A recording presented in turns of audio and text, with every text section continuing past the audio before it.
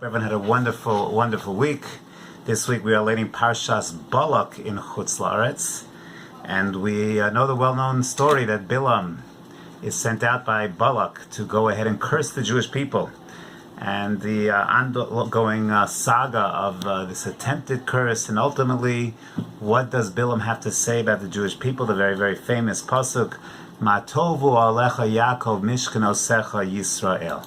He praises the Ohalim, the tents of Yaakov Avinu, of Yaakov and Yisrael. So Rashi brings down what was the Ohalim that was so impressive to Bilam Harasha, al shira'a pischeim shenim mechuvanim zeh mul zeh.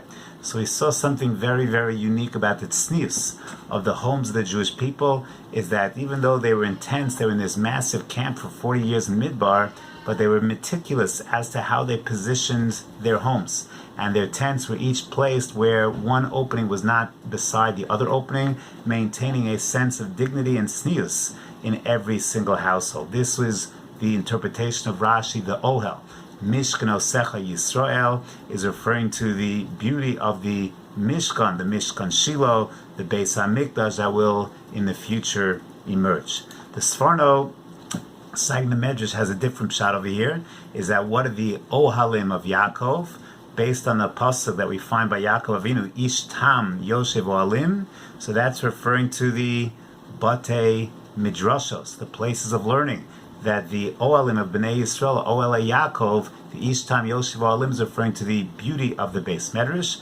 Mishkanosecha Yisrael is referring to Batei Knesios, is referring to our shuls. And indeed, the Yalkut Shimoni cites a beautiful medrash, Amar of Elazar, mi birchosav shel osa rasha, from the ultimate brachos that are given by Bilam Harasha, atalamed ma haya belibo. We understand what was really, really in his heart. What was his primary attack was bikesh lomar lo yehelahem bate knesios ubate midrashos. His attack was to hit us at our core, at our essence.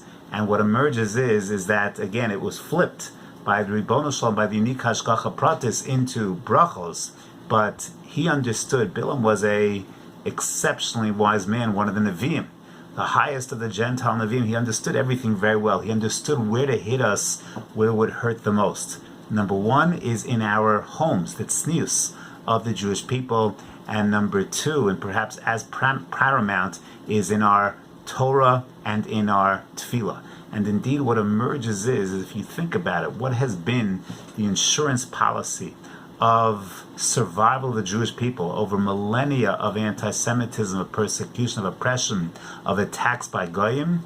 Ultimately, it's our fealty to our shuls, to our Batei Midrashim, and our connection to tefillah, to Torah, those lasting institutions, and perhaps even to the sanctity and purity of the Jewish family, the tznius, the ohalim, the taras hamishpacha. That's really been the key to our survival. So Bilam understood, undermine that and you undermine the Jewish people. And mitoch birchosav shel osa rasha ata lamed ma haya belibo, what his real agenda was, which is, I think, very, very insightful, what we're all about, what makes us, what is our key to survival. It's a very beautiful and very famous Gemara in Maseches Brachos on Daf Samach Aleph Mud Beis. These are the part of the stories that the Gemara describes Rabbi Akiva. And Rabbi Akiva was teaching Torah to the masses, even though the Romans had decreed no more Torah learning, because Rabbi Akiva understood, despite the Roman oppression, despite the attacks upon us, the Romans understood that the way to beat the Jewish people was to undermine their Torah and undermine their Makom HaMikdash.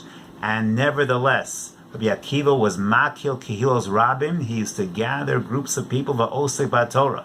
And when he was seized, Amalei Akiva, they asked him, Iyata misyarim ipnei malchus, are you not afraid of your life? You're going to be killed. And he was killed for teaching Torah to the masses. Amar lo. So Rabbi Akiva answers, Em shol lo mashal.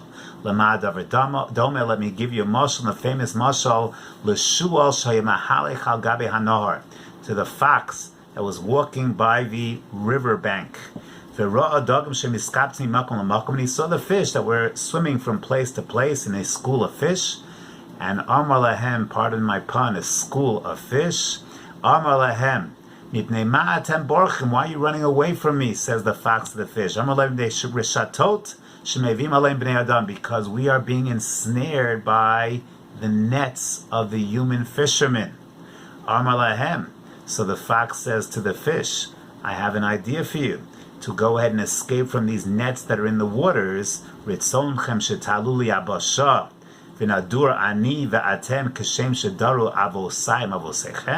So maybe come to the shore, and you and I will live together in peace and harmony, just like our forefathers lived together in peace and harmony.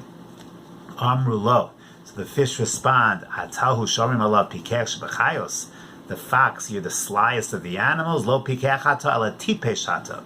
You're a fool, because after all, b'ma b'makom chayosenu anam Yisra yarim. If we're even afraid in our place of dwelling, where we have our sustenance in the oceans, in the waters, certainly when we go out onto dry land, we are much more at risk.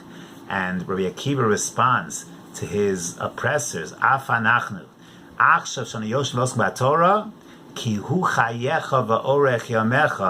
so at least we have a chance. We have a chance if we give up on our source of sustenance, despite the oppression that is around us, al achas kama v'kama, even when they're defeating us, perhaps the Romans are getting to us, even when we are learning al achas kama v'kama, if we give up our source of sustenance. So Rav Asher Weiss just makes one small comment on his Gemara. So the facts, of course, are a nimshal to the Gentiles, the assimilation, to things that are trying to bring us down. But what's his argument? His argument is, come out on land and live together with me as our forefathers did, as my Alter Zeta did and your Alter Zeta did. So not only do the fish accuse him of being a tipesh, but he's also a shakwan, using all methods of subterfuge, of lying, of influencing to try and undermine us. Yeah, let's go back to the good old days where we all lived together in harmony. Be very wary. Be very wary. Be sensitive to what is around us. We see all these stories, new stories about anti-Semitism, chas v'shalom, Rahman litzlan. I read today an article in Jerusalem Post which described that Israel better get ready for a new influx of olim, not because people are running to come to Israel, but because of sensitivity to what is out there, the challenges of living in Gentile society, the sly foxes that are there, not only with their fangs revealed, but sometimes also in the more subtle ways.